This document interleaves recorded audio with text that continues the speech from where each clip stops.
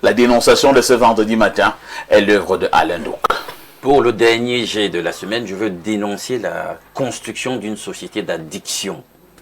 Addiction aux drogues, notamment, je vais épingler ici les whisky en sachet. Et j'ajoute une deuxième drogue, les jeux de hasard. Les jeux de hasard dans ce pays, je ne comprends pas ce qui se passe. C'est devenu un cancer. Je dis jusqu'aux personnes insoupçonnées. Paris sportif, jeux de scie, loto, c'est devenu une drogue. Et c'est dangereux parce que c'est un instrument qui cultive, à mon sens, le culte du non-effort. Parce qu'on pense que, je sais pas moi, la richesse va tomber du ciel comme ça parce que tu vas gagner des millions. C'est pas bon. Moi, je pense que ça détruit la société et je veux dénoncer ça ce matin. Deux dénonciations, donc, d'abord pour les disciples de Bacchus. Bacchus était le dieu du vin, dont les gens qui consomment les whisky en sachet. Et maintenant, il y a ce qu'Alain Douk appelle également les jeux de hasard. Grosse addiction, hein. Je passe d'abord la parole à Fabrice Mvando Ndongo. Pour un pays qui veut être émergent à l'horizon que vous et moi nous connaissons, est-ce que nous allons atteindre cette émergence avec la consommation sauvage des whisky en sachet, mais également avec cette manière barbare d'opter pour les jeux de hasard? Merci. Écoutez, vous savez, dans chaque société, à chaque époque, correspond des obstacles, des phénomènes qui peut handicaper, n'est-ce pas, la pérennisation d'une génération. Lorsqu'on observe ce phénomène du whisky en sachet, essayez un peu de faire un tour au village, le week-end, vous allez au deuil. C'est grave. Vous voyez même les mamans qui ont un âge très avancé, qui ont parfois des postes de responsabilité dans leurs églises, et c'est pas moi même au village, vous allez voir ces mamans, bon, ils ont trouvé des codes, et c'est jeune. D'autres appellent ça les frappants. Ouais, d'autres appellent ça les pakayaka. J'ai trouvé ça. Et vous voyez quelqu'un qui vous dit, quand vous arrivez, est-ce que tu m'as gardé les frappants ou les pakayaka? Et peut-être au cours d'une cérémonie, vous voyez une femme qui éclate, qui pleure, à tort et à travers. Elle tombe, et quand vous la fouillez, vous trouvez Bakayaka. En fait, c'est des effets secondaires, ou alors... Vous voyez un jeune, vous avez fait des bancs ensemble, vous arrivez, vous le trouvez comme très avancé en âge. Très amorti. Très amorti. Il n'a pas défiguré. Il n'a pas d'enfant. Édenté. Mais oui, ce sont les effets secondaires. Vous regardez donc ce phénomène dans 10 ans. Ça veut dire qu'on va se retrouver comme certains pays européens où il n'y a plus de jeunes. Ouais. Parce que ces vieux, nos parents qui nous ont mis au monde, ont su garder la santé. C'est un élément fondamental pour pérenniser une génération. Et quand vous voyez donc un jeune qui a 35 ans, qui ne se bat plus, il ressemble d'abord à un monsieur qui a 60 ans. Hein. Voilà, il se lève le matin, et son souci c'est de trouver 100 francs, 125, 200, pour avoir les pakayaka. Figurez-vous même que vous arrivez avec les civilités habituelles, vous dites, bon, on peut s'asseoir, prendre une bière, et puis quelqu'un vous regarde avec hostilité, il dit, mais une bière, ça me fait 6 pakayaka ou 8. Et avec ces 8, il est bon. J'ai 3 jours d'aisance. Pour qu'il saoule, il lui faut quand même 8 bières. Alors, quand vous prenez ce sachet, parfois, faites un peu une expérience. Il y a la flamme, vous mettez ça au feu. Ça prend immédiatement. Ça agit exactement comme du pétrole ou de l'essence. En 5 ans, 10 ans, dans un jeune corps, ça vous détruit. Si votre père a eu 2 enfants qui sont attachés au pakayaka, arrêtez, n'en a plus. Cela signifie que dans quelques années, c'est un héritage qui tombe. Les jeux du hasard, voilà encore, c'est même plus dangereux là-bas parce que ça prend tout le monde. Ça prend même les intellectuels, ça prend même les responsables. L'un doit dire même des personnes les plus insoupçonnées. Les responsables de l'administration. Et vous voyez un père qui se lève sous la pluie parce qu'il doit aller valider son ticket. Vous voyez quelqu'un qui entend un match à 22h, Ouais. à 23h, parce qu'il doit... Il a parié. Et il a parié, il doit... Et vous voyez donc que, avec ça, le vol est encouragé, l'irresponsabilité va voir le jour, parce que facilement quelqu'un peut même parier, même sa maison. Oui. Il va parier sa maison, il va perdre. Et monsieur Alain, le pire dans tout ça, c'est de gagner une fois. Alors là, Si vous gagnez une fois, 200 000, 300 000, c'est terminé. Vous devenez même une menace pour la famille. Donc je pense ce matin, c'est une invite, c'est une interpellation.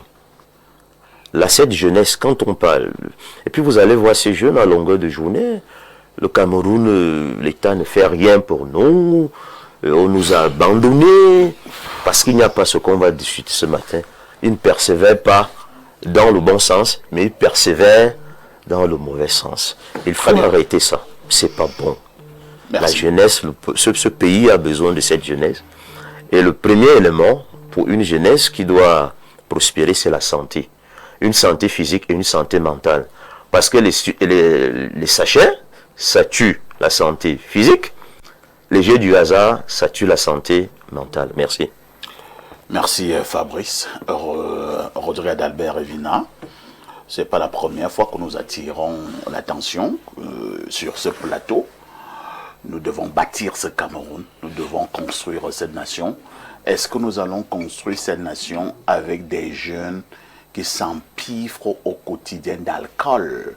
Est-ce que nous allons bâtir cette nation avec des gens qui pensent que pour réussir, il doit être un adepte des paris, je ne sais de quoi, parce qu'il rêve qu'un jour il va gagner 50 millions, 100 millions, et sa vie va changer?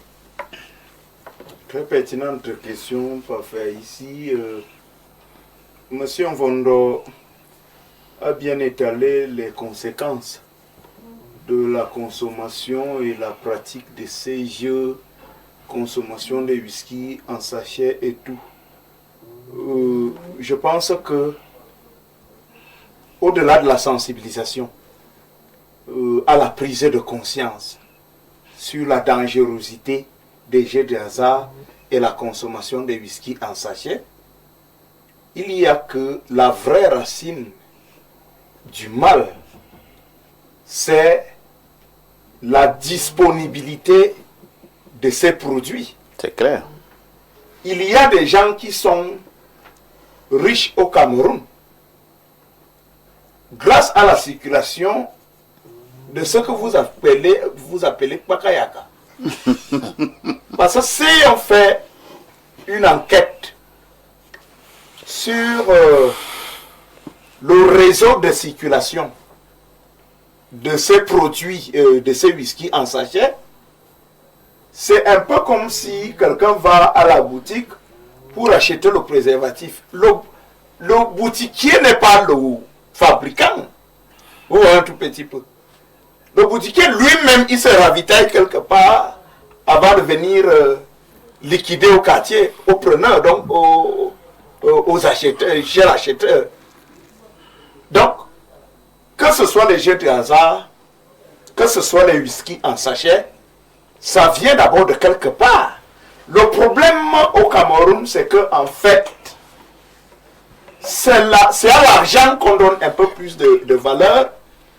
Et dans ce pays, peut-être quelques années après, les gens vont donner raison à l'hindou qui est assis à côté de moi là, qui attire l'attention de toute l'humanité sur l'amour effréné de l'argent. Les jeux de paris, le pari sportif et tout. Mais ces gens ont des arguments. Ils vont vous dire qu'ils payent des impôts, non? Ils vont vous dire qu'ils payent des impôts. Et les décideurs sont contents que les gars opèrent parce qu'ils sont en conformité avec le fisc, les services fiscaux du pays. Mais maintenant, ceux qui récupèrent cet argent-là au nom de l'État, ce qui les intéresse, c'est récupérer effectivement le pactole, ou un tout petit peu. Mais quel est l'effet secondaire? Quelles sont les conséquences sur la jeunesse? Aujourd'hui, vous devez être un parent apte en tout. Chaque parent aujourd'hui doit subir au moins ces quelques coups chez Francis Ngannou. Il faut connaître un peu de boxe, un peu de taekwondo. Parce qu'on élève des gars aujourd'hui. Si vous vous amusez, vous trouvez qu'ils vous a dévasté la Ils sont violents, hein? Qu'il a mis la télé en gage, il a mis le frigo en gage, il a même porté votre lit, il met en gage. Il dit que dès qu'il gagne le match de Barcelone ou du Real, ça va aller. Il va rembourser. Il y en a comme ça qui prennent même l'argent de la pension. Le parent a donné l'argent de la pension. Tu vas t'inscrire à l'école, c'est pour ton avenir. Et il va parier. Il va parier. Il espère que ça va se multiplier. Par 1000. Et on va l'appeler pour le pain de Jésus. Vous voyez un tout petit peu. Voici donc les conséquences comme ça, mais ça va aller plus loin jusqu'aux agressions et que sais-je encore. Le problème, c'est que nous, on pense que tout ce qu'on appelle argent, Pour jeter. sur le plan institutionnel, est absolument bien. Et quand bien même, ce type d'activité pourrait peut-être exister dans tous les pays, ailleurs c'est encadré. Oui. Ailleurs c'est encadré, c'est pas donné à monsieur tout le monde. Mais il y a des pays où vous ne verrez pas un élève en tenue dans un bar. Mais c'est impossible. Et il y a des pays, à l'Indo, moi je suis allé dans ces pays-là, interdit de boire plus de 2 bières. Oui. Vous voyez tout. Interdit de boire plus de 2. Vous Même entrez, au Nigeria, voilà, vous entrez dans un bistrot, c'est dans un petit comme snack, dans un bar, pas- vous prenez une première bière, le type te regarde, il sait bien, vous prenez une deuxième bière, et quand vous demandez une troisième bière, il dit non monsieur, c'est Il terminé. vous dit c'est bon. Vous dites c'est bon, la bière est finie, il dit il y en a même encore en stock, mais sauf vraiment que vous ne pouvez pas boire plus de 2 C'est bières. la règle. Vous dites mais je bois avec mon argent, il dit je ne peux infini. pas. Voilà. 2 bières maxi. Vous pouvez changer le pas. Est-ce que vous pensez qu'il le dit effectivement parce qu'il y a une réglementation Tout qui à est fait. rigoureuse, qui est ferme. Il le dit parce qu'en fait, il est citoyen d'un pays qui a une certaine échelle de valeur. Vous voyez un tout petit peu. Chez les autres, l'échelle de valeur est claire. C'est qu'on ne vole pas. Vous volez, on vous coupe le bras. C'est clair. Vous comprenez?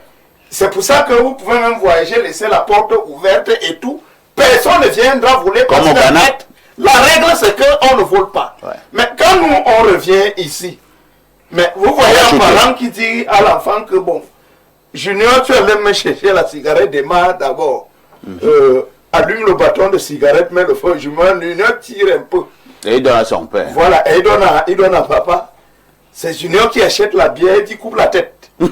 Junior tire d'abord la première gorgée et remet à papa. Et le vendeur même là-bas, lui, il est dans une cotisation de 50 000 par semaine. Et il a peut-être 2 noms ou 3 noms. Sa préoccupation est de vendre. Donc, bois même rampe. Tant que tu peux acheter. C'est bon. C'est ça qui l'intéresse. Quand le policier viendra même faire le tour à minuit, mais est-ce que vous pensez que c'est pour demander aux gens de rentrer à la C'est maison? compris. C'est qu'il faut 2000 ou 3000. Donc, on met trop d'accent sur l'argent au Cameroun. Jean-Rosine Vondor, il y a quelques années, nous tempétions sur cette affaire de whisky en sachet. Nous disions que c'était du poison qu'on vendait comme cela de manière officielle aux Camerounais. Et j'ai vu dans ces pays, c'est-à-dire qu'on est unanime hein, que le produit est toxique. Il n'est pas bien pour la santé. Et après, j'ai vu des autorités gouvernementales prendre des mesures en disant, bon, nous donnons un moratoire encore de 2 ans. C'est-à-dire qu'après 2 ans, on ne va plus vendre les whisky en sachet. Donc, pendant 2 ans, on peut encore continuer à vendre le poison. Vous avez vu ça dans un pays? Enfin, ici, il y a des plateformes dont je ne vais pas citer le nom, parce que au Cameroun, parmi les pays africains, c'est le chef d'Andy. Ah bon? Oui, si vous Incroyable. regardez, je ne vais pas citer les noms de ces plateformes-là. Parce qu'au Cameroun, pour pouvoir rendre la jeunesse bête, il faudrait que les produits brassicoles, surtout les frélatés, puissent nous faire endormir pour qu'on ne soit pas lucide. Raison pour laquelle Les autorités, lorsqu'elles arrivent sur le terrain, je vais parler des chefs de terre, lorsqu'elles arrivent sur le terrain, il y a toujours une enveloppe que le vendeur ou le proprio du bar ou de la boutique sait que non, quand ils arrivent, on se doit et puis... Apparemment, c'est à légaliser. Non, c'est légalisé. Il m'arrive de temps en temps d'être assis à ces endroits-là, autour de 23 heures, tu vois une voiture de ces autorités garée, ils entrent, tu vois, ils causent un peu avec le type qui est au comptoir. La conversation ne met pas plus d'1 minute. Et tu vois les gars ressortir, ils redémarrent la voiture et partent. Oui. Bon, tu comprends tout, tu comprends. Non, raison pour laquelle je disais tantôt que, parfait, nous sommes dans un pays vraiment trop endormi. On ne voudrait pas que les gens soient vraiment clairs d'esprit. Les produits frélatés, comme l'a si bien dit M. Ndongo, vous arrivez dans les villages, tous les jeunes sont abattus par c'est grave. Vous arrivez, les mamans n'arrivent plus à pouvoir tenir la maison, aller au champ. Il y a même des conséquences compliquées pour ces mamans même là. Bien sûr. Quand elle a fini de boire comme ça. Elle est tellement facile à... Elle est vulnérable. On l'accompagne à la cacaoyère. Effectivement. Et la suite, vous pouvez imaginer. Donc ce sont des mamans qui sont exposées vraiment elles ont subi des choses. À l'abus, et demain on dira que la femme, elle est faible d'esprit. C'est nous-mêmes, comme on le dit. Je sais qu'on va encore venir se plaindre chez toi, parfait. Mais je vais dire, dans ce cas d'espèce, je n'aimerais plus, honnêtement, retrouver une maman ou une femme assise au bar. Ok. Oui, je le dis. Une maman ou une femme assise au bar. Au bar. Tu perds ton temps. Non, je le dis, je sais que j'aurai un retour vraiment très néfaste, mais je le dis parce que, vous savez, la femme, c'est, je l'ai dit tantôt, le berceau de l'humanité, la cheville ouvrière d'une société. Et lorsque vous retrouvez des femmes avec des sachets, je vous assure, ça dans fait les cabas. Ça fait tellement honte, vous vous demandez, est-ce que la gente féminine se regarde même? Est-ce que nous, et demain on va se plaindre, on ne se marie pas, les enfants ne réussissent pas, la sorcellerie au village, pourtant c'est nous.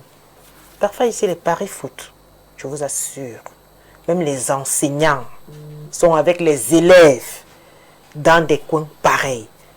Moi je rentre dans la nuit, je vois des parents, des enseignants, des enfants en tenue, en train de parier. Il y a nos frères policiers qui font la patrouille là. Rien ne se passe. On accepte, dès qu'on attrape un élève, il dit boss, voilà 500. C'était devant moi, je l'ai vu au niveau de l'hôpital général. Vous voyez, ça fait tellement honte. Nous sommes dans un pays perdu. Les gens se sont posé la question, pourquoi est-ce qu'il y a eu la visite du pape? Moi, je me suis dit que le pape, peut-être quand il vient là, c'est pour aussi faire changer la mentalité de nos gouvernants. Ces produits frélatés, je ne vais même pas dire brassicole, frélatés devraient être interdits. La consommation devait être interdite au Cameroun. Mais comme l'a dit Rodrigue, le pactole entre. On s'en fout du reste. Même si la jeunesse est en train de s'assombrir, on tape les mains, on encourage. Les paris foot, il y a même des choses qui se passent ces jours-ci, qui est un grand, vraiment, dès qu'on parle de lui, parce que ça se passe comme ça, boum, vous êtes en cellule. Parfait ici. Il faudrait vraiment qu'on se réveille. Très bien. De notre dernier septembre. Merci. Lidima, il s'agit quand même de votre régime. C'est le régime RDPC. Ça devient un peu compliqué. Ce que nous disons là, pour le vérifier, ça tombe bien comme c'est vendredi soir. Allez seulement dans les quartiers de Yaoundé, Essos, Nkolndongo. Il y a même déjà Nouvelle Eldorado là, entre guillemets, Jouvence. La route de Jouvence, à partir de Biémassi, Jouvence en allant vers Mendon, je pense que c'est la nouvelle rue de la Joie. Ça va vite. Vous voyez des jeunes, des enfants, parce qu'ils disent même jeunes, des enfants, 16 ans, 17 ans, ils achètent des bières dans des bassines, dans des bassines, des cuvettes. On vient là dans une cuvette, il y a 38 bières, et ils achètent 2 cuvettes, ils sont 5. Je demande que c'est un suicide programmé. Attends, des enfants comme ça peuvent devenir quoi dans l'avenir? Et les policiers entrent dans ces bars-là. Ils voient des enfants en train de s'empiffrer des bassines de bière. Et les policiers ressortent. Dès qu'ils ont reçu leur enveloppe. Est-ce qu'il n'est pas temps, Bidima, pour que le gouvernement puisse se pencher sur cette affaire? Nous tuons notre jeunesse. Avant d'arriver au gouvernement, c'est une question d'éducation. Et je crois d'époque. Hein. Je me souviens, moi, pourquoi je ne parie pas, je ne joue pas au jeu de hasard, parce que j'ai moi-même vécu 2 événements catastrophiques. J'avais mon oncle au village, moi j'ai grandi au village. Il jouait, on appelait ça à bien. C'est comme ça on appelle chez nous, Betty, à bien. Alors un jour, il a tout misé, il a tout perdu, mais les gars qui étaient avec lui, parce que comme c'était interdit à l'époque, et c'est pour cela que je vais en venir, comme c'était perdu, c'était souvent interdit, ils entraient dans une cacaoyère, ils se cachaient. Après, moi j'étais toujours très curieux et l'autre lui dit, bon ben écoute, il y a une autre opportunité. Comme tu as tout perdu là. Comme tu as tout perdu, dit quoi, dit ta femme, une semaine. Je peux. Ok. Alors, le gars, mon oncle est revenu à la maison, il a dit à sa femme que nous avons une chance parce que le type a dit qu'il double tout. Tout ce qu'il a perdu là. Donc s'il gagne, il va gagner ça 2 fois. Il dit à sa femme, c'est rien, nous avons une chance. Ça, la femme ne comprend rien. Et puis il revient, il mise sa femme et puis il paie. Il appelle sa femme parce que eux aussi, ils ont des règles strictes. Hein. Ils sont comme des sectaires. Il appelle sa femme, il dit à sa femme qu'il a perdu. Il doit aller passer une semaine avec le monsieur. Avec le monsieur. Incroyable. Et la femme n'en revient pas. Mais c'est lui-même qui est parti faire le sac de sa femme. Et le type en question est parti avec la femme. Il a passé une semaine.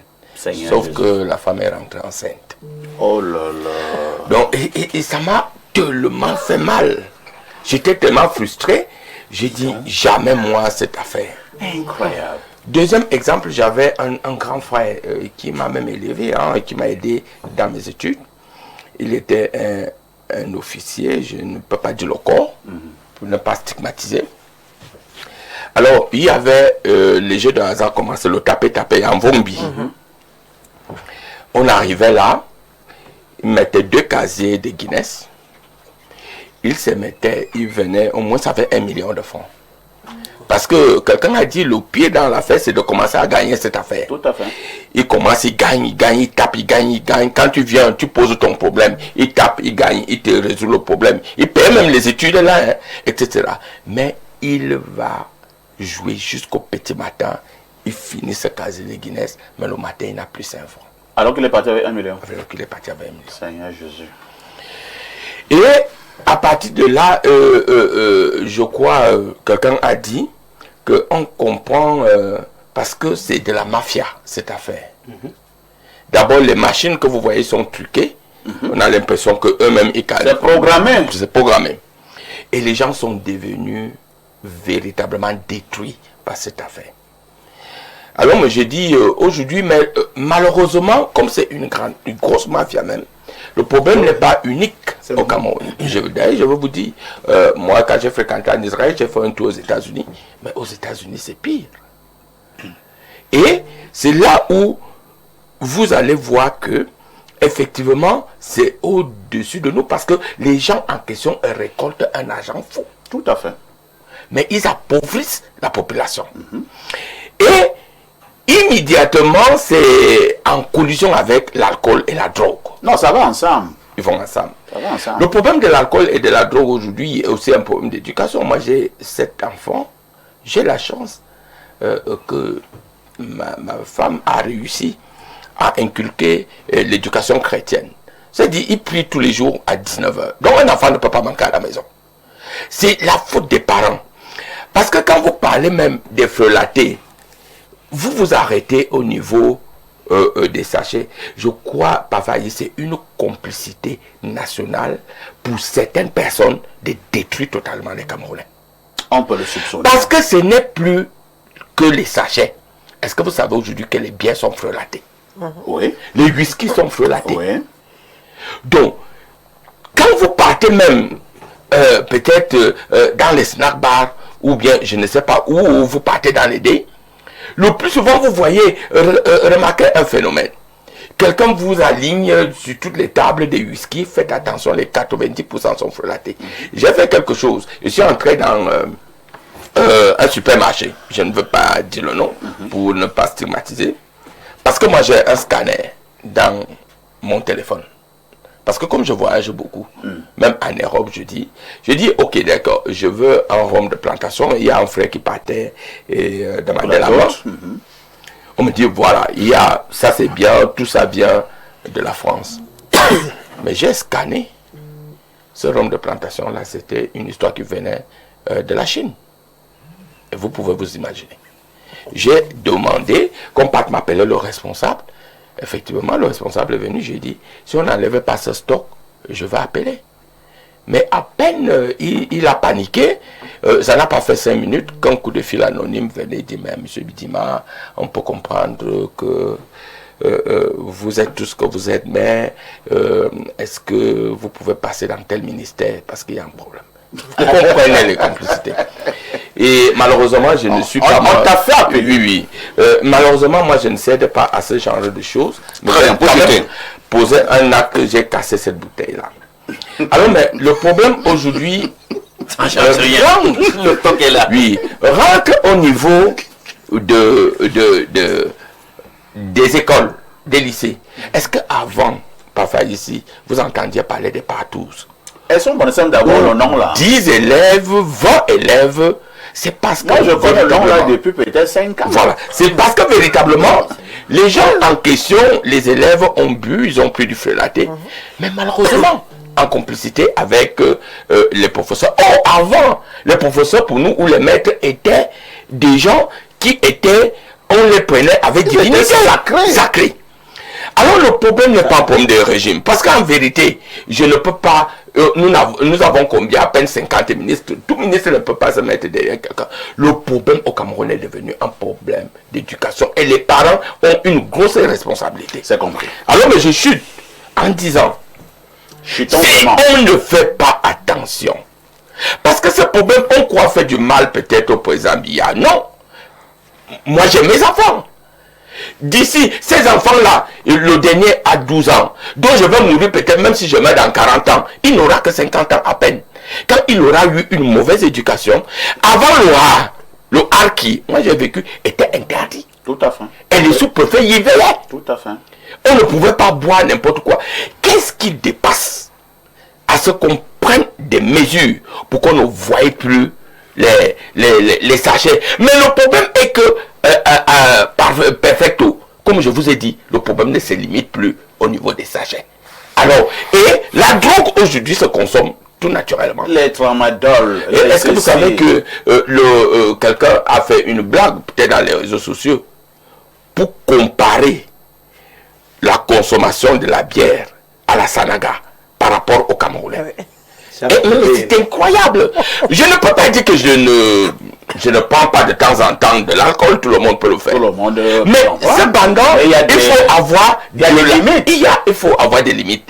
Et comme vous dites, ces jeunes-là, est-ce que vous savez que maintenant je ne vais plus dans certains snacks? Parce qu'en vérité, les vendredis, vous ne pouvez pas vous asseoir quelque part avec ces bambins. Non, vous ne pouvez même pas vous asseoir si vous n'achetez pas une cuvette c'est de la consigne. C'est là pour avoir une place, acheter une cuvette. J'ai demandé un jour à quelqu'un là, mais monsieur, vous me demandez d'acheter une cuvette, 30 bières. Je vais voir ça comment organiser.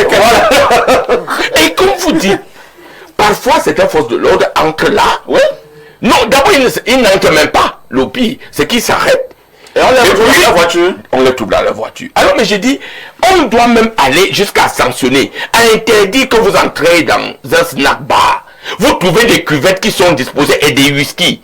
Pourquoi on doit vous forcer à consommer? Donc, c'est un problème d'éducation globale. Vraiment, il faut s'y pencher. Ce n'est pas seulement un problème du gouvernement même. Ça peut commencer avec les sous-préfets. Ça peut commencer au bas de l'échelle. C'est un problème global. On a compris, hein, Lucien. Lucien dit que ce n'est forcément pas un problème du gouvernement, c'est un problème de tout le monde. Une sensibilisation générale s'impose. Alain Doc, l'heure est grave. Nous mesurons nos mots, l'heure est grave. Si nous ne faisons rien, le pire est à venir. Je suis je suis tout secoué parce que c'est grave. Grand Lucien, le système est vicié. Tu dresses l'état de lieu. Qui est chargé de réguler le système? C'est ceux qui gouvernent, tout simplement. Ça veut dire qu'il y a un laxisme, il y a l'ingénierie de la porosité, de la permissivité. C'est en fait ça. Je l'ai souvent dit, quand on a voulu détruire les Amérindiens, les Européens qui étaient venus pour coloniser l'espace en question, un des instruments, à part l'arme à feu, il y avait l'eau de feu. C'est-à-dire les whisky. C'est avec l'alcool aussi qu'on les a détruits. Donc si on laisse ça, ça veut dire qu'on n'aime pas le peuple. On veut que... Est-ce que c'est un complot? Mais c'est un complot où, justement, il y a du lucre à se faire. Parce que c'est la banalisation du sacré de la vie, parce qu'on veut la gagne, tout simplement. Bien entendu. C'est de ça qu'il est question. Parce que tu sais que ça détruit le whisky en sachet, ça va faire des dommages. Tu le produis quand même. On achète. Et ça circule. Voilà. Tu deviens riche. Bon, tu te dis, tu payes les impôts. L'État aussi accepte ça. Alors, une seconde. Est-ce que vous vous souvenez quand il y avait le Covid, on a interdit aux gens de sortir. Mais parfait, pour boire. Est-ce que vous savez que dans les maisons des gens, les gens ont commencé, c'est-à-dire ils s'arrangeaient à se retrouver même au niveau des maisons pour boire. On ne parlait pas. C'est comme ça l'effet d'addiction. C'est un problème d'éducation, ce n'est pas un problème. Il faut sensibiliser. La science a démontré. Mais les gens qui partent boire là. Attends, mais l'éducation, c'est monsieur. Mais quand on parle de régulation, vraiment, Lucien, nous parlons de l'avenir d'un pays. Alors, vous ne me dites pas que un sous-préfet n'a le pouvoir que de décider qui doit être chef dans mon village. Un chef également, un sous-préfet également, mais c'est le complot. Le sous-préfet a combien de gendarmes? Est-ce que vous et moi, on a le pouvoir d'aller interdire aux gens d'acheter les pouvoirs? Rien. Mais il y a des gens qui ont ce pouvoir. Ce pouvoir institutionnel. De le faire. C'est comme on les pays pour ça. Et ils doivent faire leur boulot. Le pouvoir de recourir à la force publique. J'ai dit que s'ils ne paient pas les cuvettes là, dans le snack bar, ils vont se retrouver dans une maison où ils vont commencer Ils se seront approvisionnés où? Parfait. Sortons par les jeux de hasard. Il est écrit, c'est dans Lévitique 19, 26. C'est-à-dire dans le terme générique pronostic. C'est défendu de faire des pronostics, de faire des présages. Donc, les jeux de hasard, ça rentre dedans. Donc, toi qui as donné une éducation chrétienne à tes enfants, donc tu... Bon, c'est moi, je suis bouddhiste. Bon, qu'ils fassent donc, on va... Ils vont se retrouver en train de faire tout ce que vous avez décrit sur le plateau. Merci. Quelqu'un va miser sa femme, sa mère... Bon, on va lire ces nombreuses contributions de nos téléspectateurs à travers le monde. Bonjour, c'est Monsieur Bruno depuis Eboaloa. Monsieur Bidima avait détourné le problème qui lui a été posé. On est conscient que les familles ont leur part de responsabilité. Est-ce que c'est parce que les familles ont failli que les forces de l'ordre organisent plutôt une collecte de fonds au lieu de réprimander?